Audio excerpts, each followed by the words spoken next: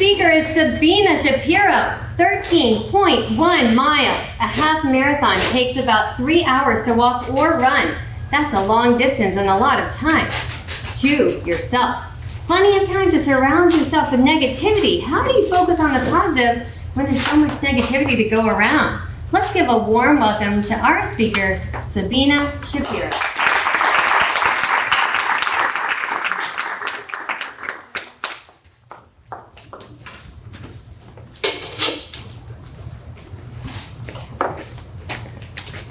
Focus on the positive. ETM Nick Smith, my fellow Toastmasters, warm welcome guests. Focus on the positive when things go really, really bad. I did. First thing about me that I have to say is I'm lazy. I did not run for 10 years. I also procrastinate. When people approach me about things, I usually commit to things I know people are gonna cancel on. Baby showers? I'm 41, I don't have kids. When someone calls me that's in their 30s and says, hey, come to my baby shower, there's gonna be baby goats, there's gonna be alcohol, there's gonna be children, there's gonna be fun. I say, yeah, I'm coming. When is it? 2 months from now? Sure, I'll be there. But the second I get the invitation, I go to bye-bye baby, I buy whatever they want, and I don't show up. I don't go to those things. I commit to things that most likely will be canceled. When my best friend, who's a marathon runner, called me right before Thanksgiving and said, hey, your goddaughter's turning 16, you love her, I run marathons, we just signed up for the celebration marathon, how about you run the half with my daughter, your godchild that you love? Of course I said yes, under the pretense this is probably gonna get canceled. My goddaughter is gonna bail out. She's 16, they never commit. My best friend always gets sick before marathons. She does do them, but she's always like, oh, maybe we'll cancel. So I committed thinking, this is never gonna happen. I haven't ran in 10 years, 0 chance. But I was positive about it because you have to focus on the positive.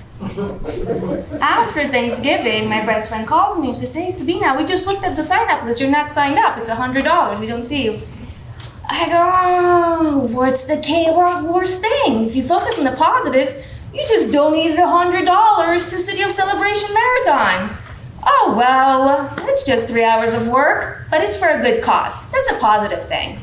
But then again, I was like, all right, I'm going to do this. I have a whole 8 weeks to train. I seeked out some professional advice. I was told, so when's the marathon, like 2 months from now? I go, no, I'm like running half with my goddaughter. I just, what is it like? I have to go running twice a week and then I'll do it?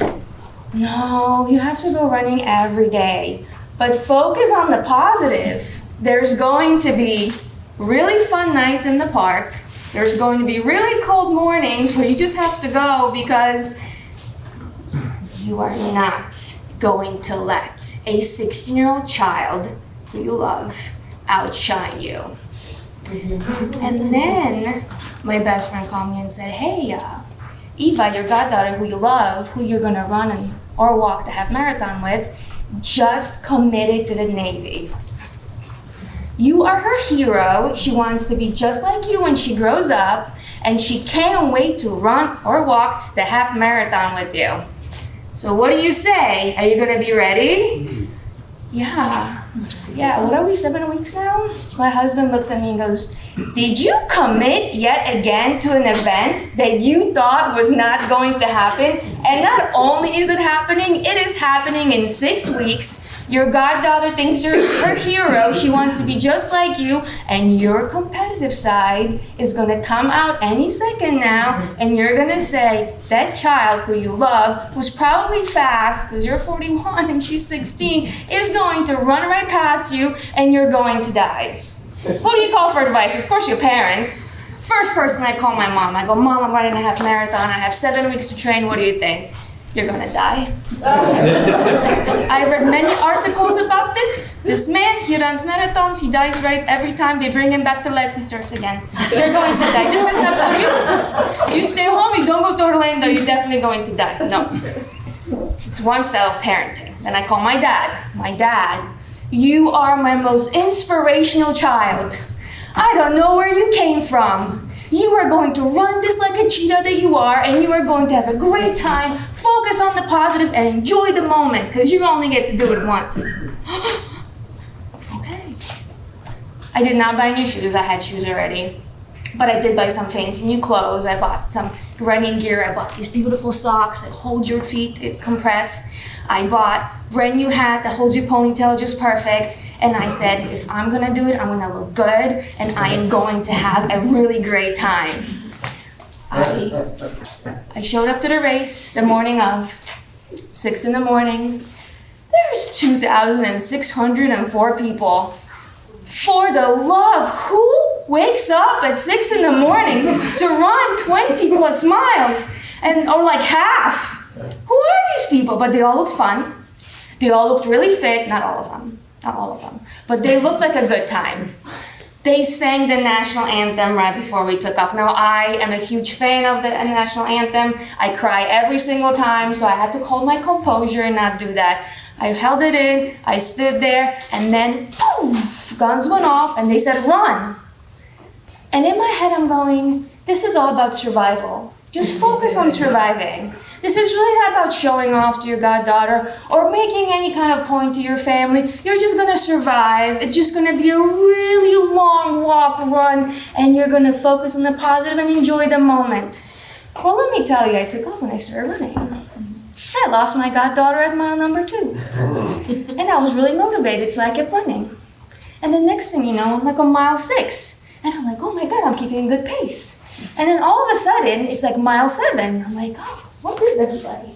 And then I keep running, and like mile 9, there's these huge signs, go Kathy, go Kathy. I don't know who Kathy is, but all I know is Kathy behind me, so I'm not gonna be last. So I run even faster. And then all of a sudden, there's so many people, and they're giving you water, they're giving you snacks, everything is free, bananas, oranges. As I'm running on mile 10, I see there's a mimosa stand. I haven't had alcohol in 6 weeks. And then it dawned on me, what's the most positive thing about this race? Yep. At the end, there's going to be mimosas. And they're going to be free. Faster I go, faster I go, faster I go. Now I'm being tracked on an app. So my husband and my sister, who are watching this race from home, because they didn't come, because it's football, it's like playoffs, they're looking at me going, ba-bing, ba-bing, mile after mile after mile after mile. I get to mile 12, and I slow down a little bit. I go, wow, I'm losing my toe. But the positive thing is, it's just in the shoe, nobody's gonna see that. So I run, and I feel like my blood is clotting, and it's going up to my throat. I see the heavens open up, the sky is white, and I see pearly gates, and it's not heaven, it's the finish line. And the second I cross, I go under 3 hours, and that's the mimosa stand. And that's where you're gonna find me. 55 minutes before my workout. Ladies and gentlemen, always focus on the positive.